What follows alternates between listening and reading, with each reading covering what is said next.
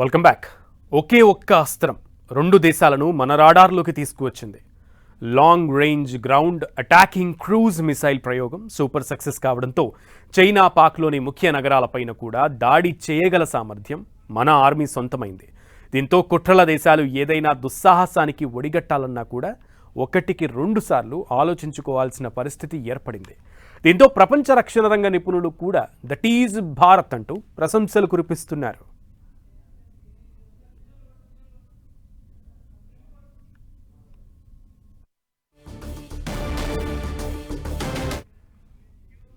ఎక్కడైనా ఎన్నికల ఫలితాలకి ముందు రాజకీయాలు వేగంగా మారిపోతూ ఉంటాయి. రకరకాల ఆరోపణలు, విమర్శలు, ఈక్వేషన్స్ అటు ఇటు మారుతూ ఉంటాయి.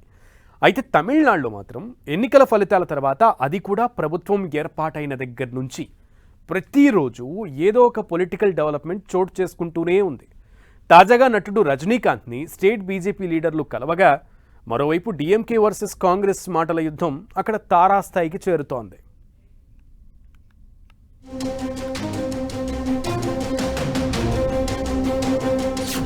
తమిళనాడులో పార్టీల మధ్య భారీ మార్పులు.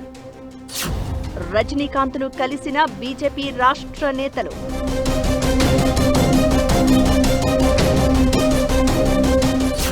కాంగ్రెస్ ని వెంటాడుతోన్న డిఎంకే.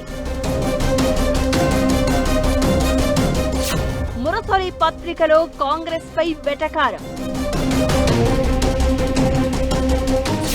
పొత్తు లేకుండా గెలవరు, మిత్రులకు అధికారమివ్వరంటూ కాంగ్రెస్ కౌంటర్. తమిళనాడులో ఫలితాలు వచ్చి నెల రోజులు దాటుతున్నా డిఎంకే కాంగ్రెస్ వైరానికి బ్రేక్ పడడం లేదు. తమని మోసగించిందంటూ డిఎంకే వాపోతూ ఉంటే కాంగ్రెస్ సైలెంట్ గా చూసినన్ని రోజులు చూసింది. అయితే ఇప్పుడు మాత్రం తన రూట్ మార్చి ఘాటుగా కౌంటర్ ఇవ్వడం ప్రారంభించింది. అసలు ఇన్నేళ్లలో ఎప్పుడూ తమకి పదవులు ఇచ్చిందే లేదని, పైగా పొత్తు లేకుండా గెలవని పార్టీ డిఎంకే అంటూ కాంగ్రెస్ మంత్రులు విరుచుకుపడ్డారు.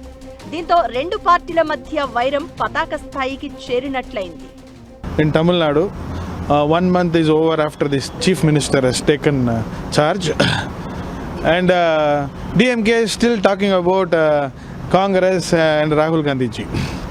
Before the assembly elections, for more than 2 years or 3 years, they were only harping on BJP, which was basically irrelevant in Tamil Nadu. After the elections, now they are harping on Congress party. DMK ప్రజా తీర్పును అంగీకరించి మంచి ప్రతిపక్ష పార్టీగా వ్యవహరించాలని, లేకపోతే వచ్చేసారికి దానికి ప్రతిపక్ష హోదా కూడా దక్కదని కాంగ్రెస్ మంత్రులు రాజేష్ కుమార్, విశ్వనాథన్ స్పష్టం చేశారు. ముఖ్యమంత్రి విజయ్ స్థాపించిన టీవీకే 27 నెలల్లోనే 108 సీట్లు గెలిచి తమిళనాడు వైపు భారత్ చూసేలా చేసిందన్నారు. అన్నా డిఎంకేను కలుపుకుని ప్రభుత్వం ఏర్పాటు చేసే అవకాశం ఉన్నా విజయ్ మాత్రం డిఎంకే కూటమిలోని మిత్రపక్షాలనే కలుపుకున్నారని గుర్తు చేశారు.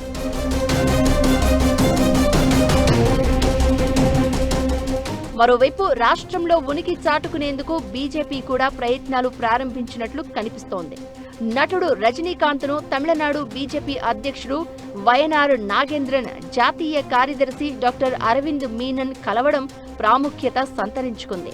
పైకి గత 12 ఏళ్లలో మోదీ సాధించిన విజయాలపై ఓ పుస్తకాన్ని ఇచ్చేందుకే కలిసినట్లు చెప్తున్నా, వాస్తవం మాత్రం ఆయన్ని తమ పార్టీలోకి తీసుకురావడమే లక్ష్యమని గుసగుసలు వినిపిస్తున్నాయి.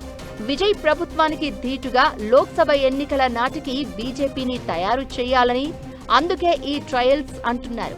అయితే రజనీకాంత్ మాత్రం తాను పాలిటిక్స్ లో లేనని ఇప్పటికే అనేక సార్లు చెప్పారు. మరోవైపు బీజేపీ నుంచి బయటకు వచ్చిన అన్నామలై మొదటిసారిగా కేంద్రంపై ధ్వజమెత్తారు.